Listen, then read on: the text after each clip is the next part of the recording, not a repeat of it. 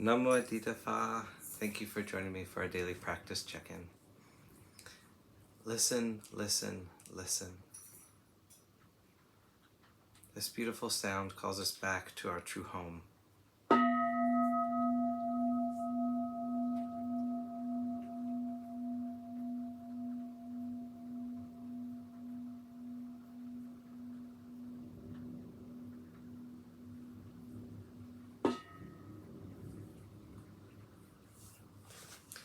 The second mindfulness training. Aware of the suffering caused by exploitation, social injustice, stealing, and oppression, I vow to cultivate loving kindness and learn ways to work for the well-being of people, animals, plants, and minerals. I will practice generosity by sharing my time, energy, and material resources with those who are in real need.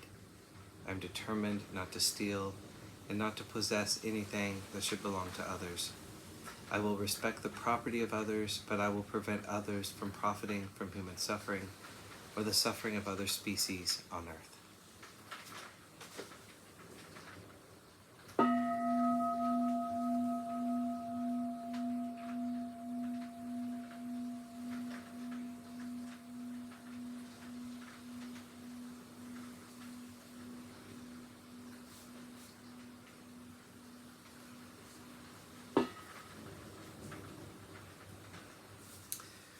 For our Dharma lesson, we've been reading Pure-Land Zen Pure-Land, the letters of Patriarch Yin Kuang. Today we're continuing in letter 16. During our lives, we make all kinds of plans and perform all kinds of tasks, but in retrospect, they essentially revolve around the issues of food, clothing, and the desire to leave some legacy behind for our children. Yet as far as food is concerned, a bowl of soup and some fresh vegetables should suffice. Why seek exquisite seafood and mountain delicacies? As for clothing, a few simple garments should amply cover our bodies. What is the use of a wardrobe filled with brocade and satin?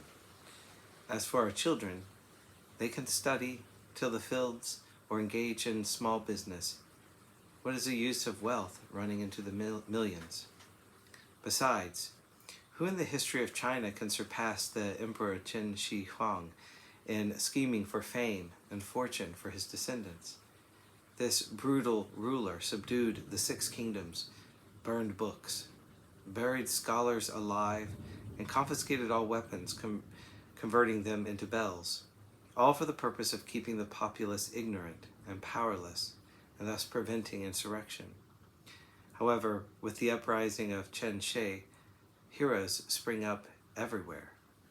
The emperor's unification scheme did not last even 13 years before collapsing, and all his direct descendants were put to death.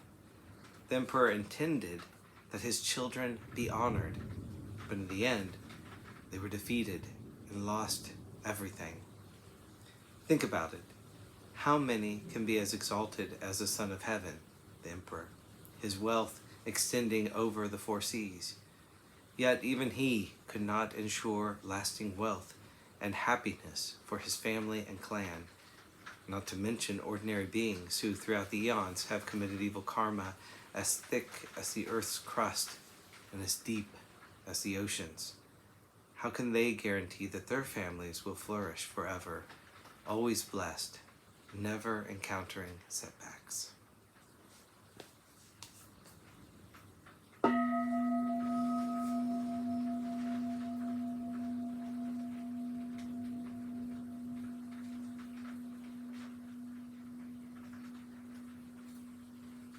May all beings be well, may all beings be happy, may all beings be peaceful.